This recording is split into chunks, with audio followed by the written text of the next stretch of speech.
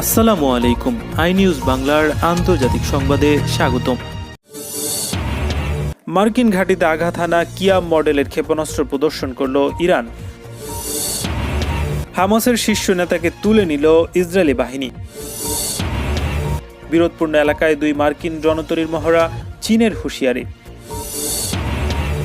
গণতন্ত্র নিয়ে থাইল্যান্ডের সহায়তা চেয়েছে মিয়ানমারের জান্তা সরকার। 2023 সালে চাঁদে অবতরণ করবে তুরস্ক, বললেন এরদোয়ান। ট্রাম্পের অভিশংসন বিচার এগিয়ে নেয়ার পক্ষে রায় মার্কিন সিনেটের। এবার বাংলা শিখছেন ভারতের প্রধানমন্ত্রী নরেন্দ্র মোদী। 5ম দিনের মতো বিক্ষোভে উত্তাল মিয়ানমার। এবং সৌদিতে $9 বিলিয়ন মার্কিন অস্ত্র বিক্রিতে ইসরায়েলের সম্মতি। আপডেট আন্তর্জাতিক সংবাদ পেতে চ্যানেলটি সাবস্ক্রাইব করে বেল আইকনে ক্লিক করুন। আমাদের ভিডিওতে লাইক দিয়ে আপনার মতামত জানান। ইরানের ইসলামী বিপ্লবী গার্ড বাহিনী বা আইআরজিসির অ্যারোস্পেস ফোর্সের 3টি ব্যালিস্টিক ক্ষেপণাস্ত্র বুধবার রাজধানী তেহরানের আজাদি স্কোয়ারে প্রদর্শন করা হয়েছে।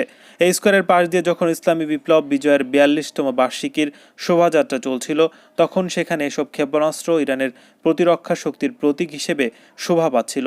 জুলফিকার বাসির দেজফুল এবং কিয়াম মডেলের একটি করে ক্ষেপণাস্ত্র সেখানে রাখা হয়। 3টি ক্ষেপণাস্ত্র ইরানের গুরুত্বপূর্ণ ব্যালিস্টিক ক্ষেপণাস্ত্র হিসেবে বিবেচিত।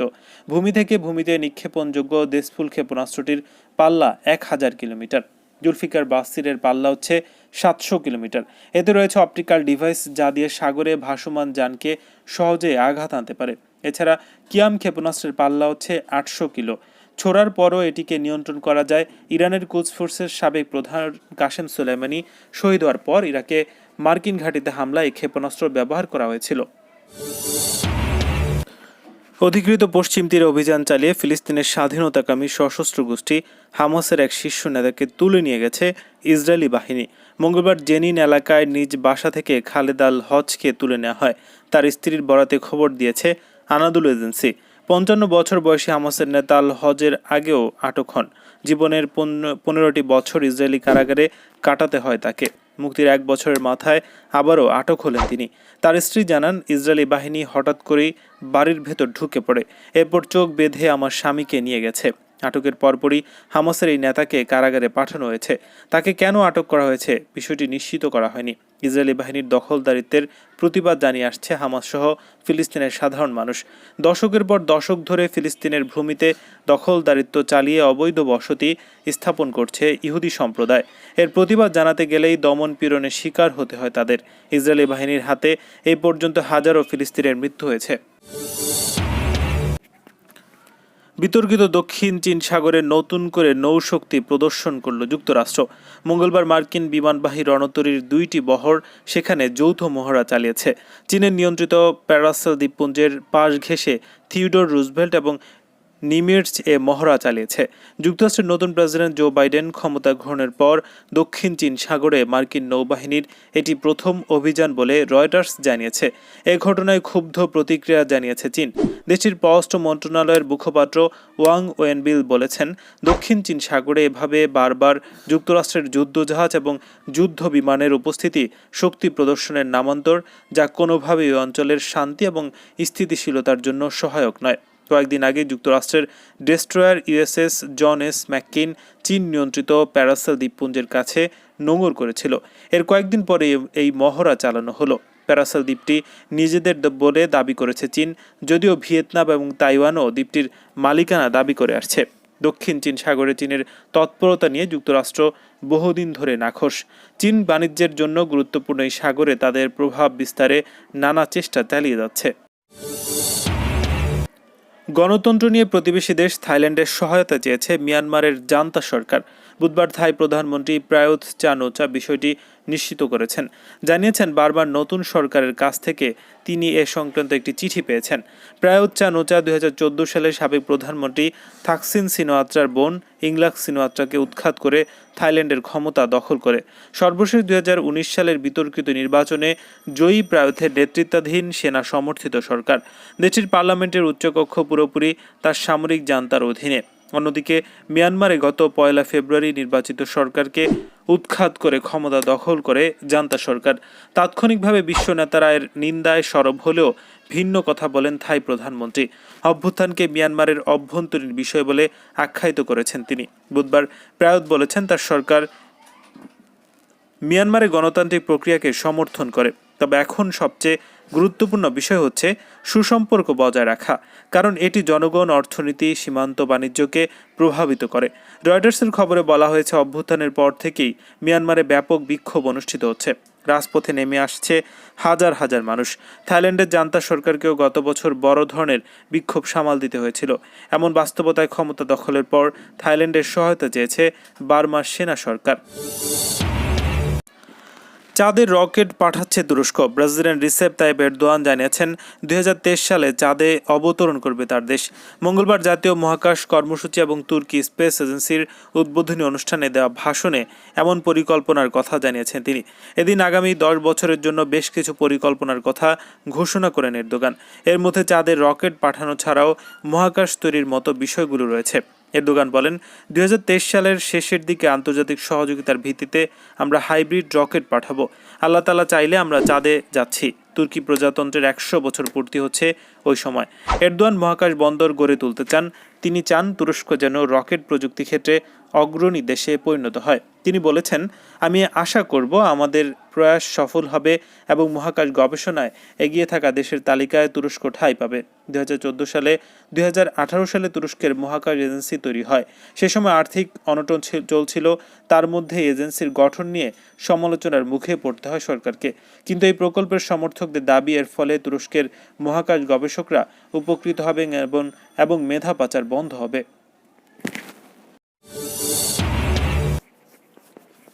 সাবেক মার্কিন প্রেসিডেন্ট ডোনাল্ড ট্রাম্পের অভিশংসন বিচারের কাজ এগিয়ে নেয়ার পক্ষে রায় দিয়েছে দেশটির সিনেট। তার বিরুদ্ধে অভিযোগ, নভেম্বরের নির্বাচনে জয়ী ডেমোক্র্যাট প্রার্থী জো বাইডেনের বিজয় প্রত্যয়নের জন্য ক্যাপিটালে সমবেত আইন প্রণেতাদের বিরুদ্ধে তার শত শত সমর্থকদের বিদ্রোহ করতে তিনি উস্কানি দিয়েছিলেন। সিনেটে ট্রাম্পের বিরুদ্ধে বিচার কাজ শুরু করার ব্যাপারে 4 ঘন্টা ধরে বিতর্ক অব্যাহত ছিল। পরে মঙ্গলবার দুপুর থেকে এই অভিযোগের শুনানির পক্ষে 56 এবং বিপক্ষে 44 ভোট পড়ে। প্রতিনিধি পরিষদের ডেমোক্রেটিক সদস্যরা বলেছেন, সাবেক প্রেসিডেন্টকে নিজের মেয়াদের শেষ দিনগুলোতে তার কর্মকাণ্ডের জন্য জবাবদিহি করতে হবে। ট্রাম্পের 2 জন আইনজীবী অবশ্যই বিরোধিতা করেছেন। তাদের দাবি, সংবিধান প্রণয়নের সময় কথা বলা হয়েছে যে ক্ষমতায় থাকার সময় কেবল প্রেসিডেন্টকে ক্ষমতা থেকে সরানোর জন্য অভিশংসন করা যেতে পারে। তবে এটি ট্রাম্পের জন্য প্রযোজ্য নয়, কারণ 20 জানুয়ারি বাইডেনের অভিষেকের সঙ্গে সঙ্গে ট্রাম্পের 4 বছর মেয়াদের পরিসমাপ্তি ঘটছে। এই অভিশংসন প্রক্রিয়ায় বাদী পক্ষের ম্যানেজার কংগ্রেসম্যান জ্যামি রস্কিন।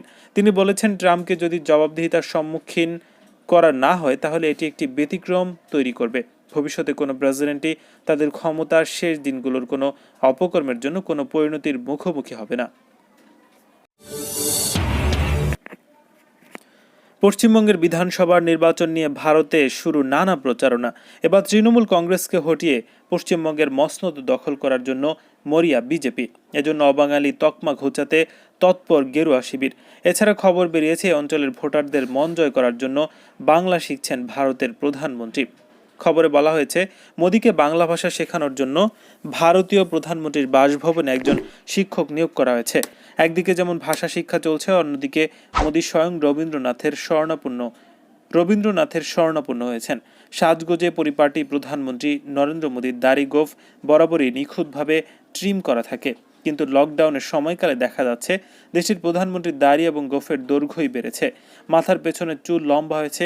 অনেকেই বলছেন উনি রবীন্দ্রনাথকে কপি করতে চাইছেন। ভারতীয় সোশ্যাল মিডিয়া জুড়ে দাবি করা হচ্ছে, বাঙালির মন পেতে বিশ্বকবি রবীন্দ্রনাথ ঠাকুরের মতো দাড়ি রাখছেন প্রধানমন্ত্রী। এমনকি রবীন্দ্রনাথ এবং মোদীর ছবি পাশাপাশি বসিয়ে দাড়ির তারতম্য বুঝিয়ে দেওয়া হয়েছে, যেখানে দুজনের দাড়ি প্রায় একই রকম দেখাচ্ছে।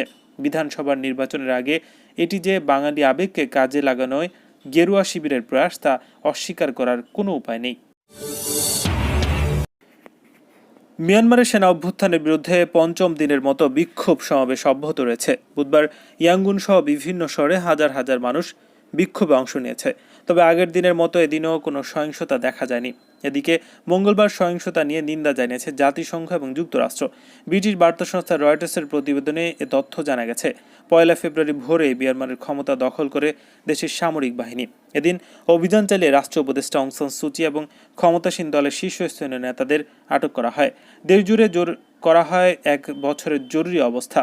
অপরদিকে সেনা অভ্যুত্থানের প্রতিবাদে রাজপথে নামে সূচি সমর্থকরা। এতে সামিল হয়েছেন বিভিন্ন শ্রেণী পেশার মানুষ। অব্যাহত রয়েছে বিভিন্ন আন্দোলন কর্মসূচি। বিক্ষোভ ঠেকাতে প্রথমে সামাজিক যোগাযোগ মাধ্যম এবং পরবর্তীতে ইন্টারনেটের ওপর নিয়ন্ত্রণ আরোপ করা হয়, তবু ঠেকানো যাচ্ছে না আন্দোলন। বুধবার ইয়াঙ্গুন শহরে লাখো মানুষ বিক্ষোভে অংশ নেয়। এদিন সেনা শাসনের বিরুদ্ধে চলমান অসহযোগ আন্দোলনের প্রতি সমর্থন জানিয়ে রাজধানী নেপিদোতে কয়েকশো সরকারি কর্মী মিছিল করেছেন। পূর্বাঞ্চলীয় কায়া রাজ্যের এক দল পুলিশকে বিক্ষোভকারীদের সঙ্গে সংহতি জানাতে দেখা গেছে। তাদের পোশাকে লেখা ছিল, আমরা একনায়কতন্ত্র চাই না। বুধবার বিক্ষোভস্থলে কোনো সংঘর্ষের ঘটনা ঘটেনি, তবে মঙ্গলবার সেনা সদস্যরা নেপিদোর একটি ক্লিনিকের দখল নিয়েছে। সেখানে আহত বিক্ষোভকারীদের চিকিৎসা দেওয়া হচ্ছিল বলে জানিয়েছেন এক চিকিৎসক। আরেক চিকিৎসক জানিয়েছেন, মঙ্গলবার নেপিদোতে পুলিশের সঙ্গে সংঘর্ষে মাথায় গুলিবিদ্ধ হওয়া নারী মৃত্যুর সঙ্গে পাঞ্জা লড়ছেন। এছাড়া রাবার বুলেট বিদ্ধ হয়ে আহত হওয়া আরও কয়েকজন বিক্ষোভকারীর চিকিৎসা চলছে। এদিকে মঙ্গলবার রাতে অং সান সু চির দল ন্যাশনাল লিগ ফর ডেমোক্রেসির সদর দফতরে অভিযান চালিয়েছে সেনাবাহিনী। দলটি বলছে, তাদের অফিসে তল্লাশি এবং তছনছ করা হয়েছে। 3 বছর ঝুলিয়ে রাখার পর অবশেষে সৌদি আরব এবং আমিরাতের কাছে যুদ্ধ বিমান সহ $9 বিলিয়ন মার্কিন অস্ত্র বিক্রির ব্যাপারে সম্মতি দিয়েছে ইসরায়েল। মধ্যপ্রাচ্যে যুক্তরাষ্ট্রের ঘনিষ্ঠ মিত্র সৌদি আরব এবং আমিরাতের কাছে F-35 জঙ্গি বিমান, চীন হেলিকপ্টার এবং এরিয়েল রিফুয়েলিং ট্যাঙ্কার সহ বিপুল পরিমাণ সমরাস্ত্র বিক্রির বিষয়ে গোপনে আপত্তি জানিয়েছে ইসরায়েল। এসব অস্ত্র বিক্রির কথা বলে সাবেক মার্কিন প্রেসিডেন্ট ডোনাল্ড ট্রাম্প ইসরায়েলকে স্বীকৃতি দেওয়ার প্রতিশ্রুতি আদায় করে কয়েকটি আরব দেশের কাছ থেকে। কিন্তু এসব সমরাস্ত্র আরবদের হাতে গেলে নিজেদের নিরাপত্তা বিঘ্নিত হতে পারে ভেবে এতে বাধা দিয়ে আসছিল ইসরায়েল। ইসরায়েলি পার্লামেন্ট গত রোববার দীর্ঘ 7 ঘন্টা আলোচনার পর যুক্তরাষ্ট্রের এই অস্ত্র বিক্রিতে সম্মতি দেন ইহুদিবাদী দেশটির আইন প্রণেতারা। ইসরায়েলের প্রতিরক্ষামন্ত্রী বেনি গান্তোজের বরাত দিয়ে দেশটির গণমাধ্যমগুলো খবর প্রকাশ করেছে। জো বাইডেন ক্ষমতায় এসেই সৌদি আরব এবং আমিরাতের কাছে F-35 যুদ্ধ বিমান সহ $23 বিলিয়ন অস্ত্র বিক্রির প্রক্রিয়া বন্ধ করে দিয়েছেন। আপডেট আন্তর্জাতিক সংবাদ পেতে চ্যানেলটি সাবস্ক্রাইব করে বেল আইকনে ক্লিক করুন। আমাদের ভিডিওতে লাইক দিয়ে আপনার মতামত জানান।